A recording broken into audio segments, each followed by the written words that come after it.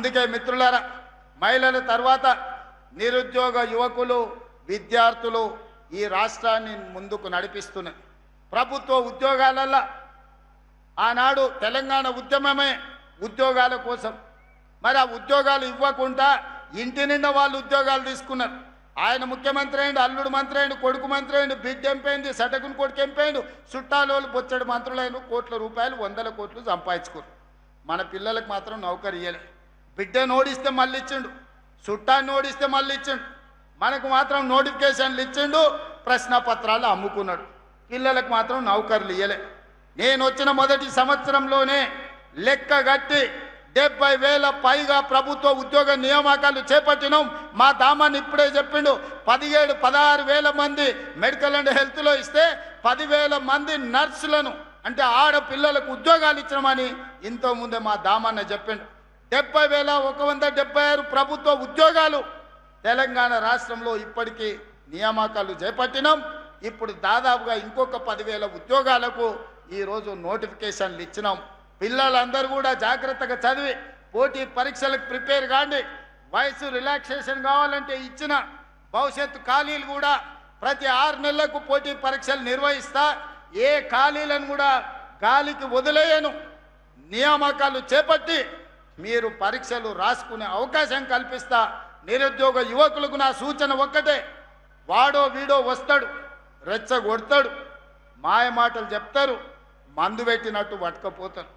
మీరు చూసిండ్రు కదా, ఎలా అగ్గిపెట్టే రావు, అఘోర రావు, అగ్గిపెట్టే రావు 100 పెట్టి సీస నిండా పెట్రోల్ తెచ్చుకోండు, 10 పైసలు అగ్గిపెట్టే మర్చిపోయిండు. పెట్రోల్ పోసుకొని డ్రామా బాగా చేసిండు. మా మీడియా మిత్రులు కూడా మా ఊరు 6 అడుగులు ఉన్నాడు, తాటి చెట్టు లెక్క ఏదో చేసినట్టు ఉన్నాయని అన్ని టీవీలలో చూపించారు. పిల్లలు చూసి ఆవేశానికి లోనయ్యి శ్రీకాంతాచారితో మొదలు పెడితే కానిస్టేబుల్ కిష్టయ్య, ఈశాన్ రెడ్డి, వేణుగోపాల్ రెడ్డి, సురేష్ నాయక్ ఇట్లా చెప్పుకుంటూ పోతే 1,200 మంది పిల్లలు ఆత్మ బలిదానాలు చేసుకున్నారు. నిట్ట నిలువున తన తనువులను కాల్చుకొని తెలంగాణ రాష్ట్రాన్ని సాధించారు. మరి 100 రూపాయల పెట్రోల్ తెచ్చుకున్న చుట్టాలలో ఎవడన్నా అగ్గిపుల్లతోనన్నా చిన్న కాల్చుకున్నాడా? రెచ్చగొట్టి ప్రజల ప్రాణాలు తీసుకోవడంలో నెంబర్ 1. అందుకే ఈనాడు మళ్ళా పిల్లల్ని రెచ్చగొట్టాలి. కోల్పోయిన అధికారాన్ని సాధించుకోవాలంటే పిల్లల్ని రెచ్చగొట్టాలి, వాళ్ళు శవాలుగా మారాలి. ఆ శవాలనే పునాదులుగా చేసుకొని అధికారంలోకి రావాలని కుట్రలు చేస్తున్నారు, పెట్టుబడులు పెడుతున్నారు. నేను మీ అన్నగా చెప్తున్నా, రేవంత్ అన్నగా మీకు మాట ఇస్తున్నా, మాట ఇస్తే మట్టిలో కలిసే వరకు మాట కోసం నిలబడే నాయకుడు ఎవరైనా ఉన్నారంటే ఇందిరాగాంధీ, సోనియా గాంధీ, రాహుల్ గాంధీ వాళ్ళ నాయకత్వంలో నేను, జగన్న, ఉత్తమన్న, మహేష్ గౌడ్ గారు కలిసి పనిచేస్తున్నాం. మీకు ఉద్యోగాలు ఇచ్చే బాధ్యత మాది, మిమ్మల్ని ఆదుకునే బాధ్యత మాది. దుర్మార్గులు, కుట్రదారులు మీ దగ్గరకు వస్తారు, ఉన్నవి లేనివి చెప్తారు. వాళ్ళ మాయలో పడకండి. వాళ్ళు మాయగాళ్ళు, మాయ లేడీ లాంటి వాళ్ళు. మనల్ని మభ్యపెట్టి మన ప్రాణాలను అధికారం కోసం వాడుకోవాలని చూస్తున్నారు. మీరు పోటీ పరీక్షలకు ప్రిపేర్ అవ్వండి. అన్ని పరీక్షలు నిర్వహించే బాధ్యత నాది. అన్ని కుట్రలు చేసిరు, కుతంత్రాలు చేసిరు, పన్నాగాలు వండిరు, టీవీలలో చూపించారు, సోషల్ మీడియాలో పెట్టారు. ఇక శాతం అయితలేదని నిన్నమన్న ఒక ఆయన పోయిండాయా, తమిళనాడు రాష్ట్రం పోయిండు, కర్ణాటక రాష్ట్రం పోయిండు. ఏమైనా మంచి కోరుతాడు అనుకున్నా, మంచి కోరలే, అఘోర పూజలు చేస్తున్నాడా. ఇంత ఘోరం ఎక్కడ నన్ను ఉంటుందా?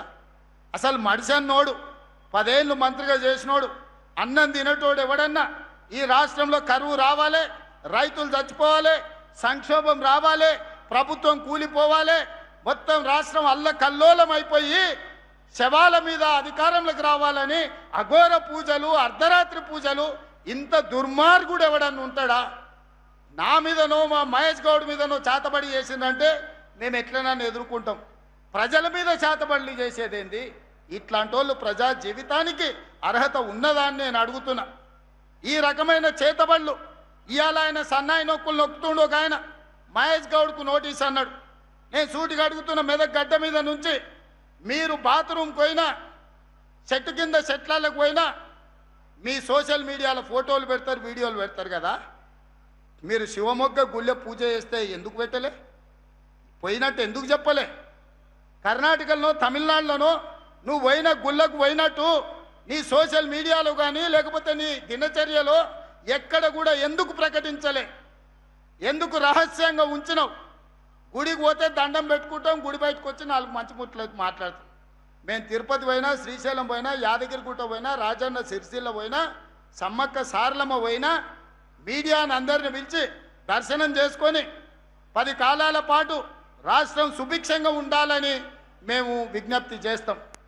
మరి నువ్వెందుకు శివమొగ్గ గుడికి పోయింది చెప్పలేదు?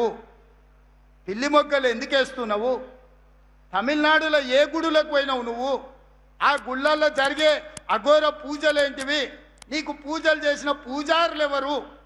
వాళ్ళ వివరాలు బయట పెట్టు. ఇవాళ బావ కోసం బామ్మాడిది దిగిండు. బామ్మాడిది మా బావ మంచి గుడికి పోయినని చెప్పి పక్కన ప్రెస్ వాళ్ళకి అంటున్నాడు.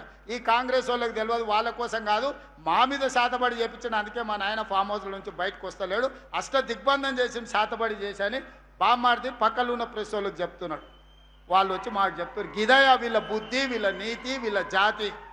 చివరికి అధికారం కోసం ఎంత దిగజారుతారంటే 4 కోట్ల తెలంగాణ ప్రజల మీద చేతబడి చేసి ఈరోజు రాష్ట్రంలో సంక్షోభం తీసుకురావాలని వాళ్ళు ప్రయత్నం చేస్తే మా చిత్తశుద్ధి, మా ప్రయత్నంలో లోపం లేదు. కాబట్టే మానవ ప్రయత్నం తర్వాత దైవ సంకల్పం ఉండాలి, దేవుడి ఆశీర్వాదం ఉండాలి. ఎలినినో వచ్చిన సందర్భంలో ఎల్లంపల్లి నిండి ఈరోజు గోదావరి నీళ్లు వరదలై పారుతున్నాయి, కృష్ణా నదిలో నీళ్లు వచ్చినాయంటే మా సంకల్పం గొప్పది, మాకు దేవుడు ఆశీర్వాదం ఉన్నది, మా ఆలోచనలు మంచివి. కాబట్టే దైవ సంకల్పం మాకు తోడై తెలంగాణ రాష్ట్రాన్ని అభివృద్ధి పదం వైపు నడిపిస్తున్నాం. అందుకే మిత్రులారా, దేవుడి ఆశీర్వాదంతో పాటు మీరందరూ అండగా నిలబడాలి, మీ అందరి ఆశీర్వాదం ఉండాలి. మీ అభిమానంతో 2034 వరకు ఇందిరమ్మ రాజ్యం అధికారంలో ఉంటుంది. సంక్షేమ పథకాలను అమలు చేస్తాం, రాష్ట్రాన్ని అభివృద్ధి పదం వైపు నడిపిస్తాం, దేశంలోనే తెలంగాణని మొదటి రాష్ట్రంగా నిలబెడతాం.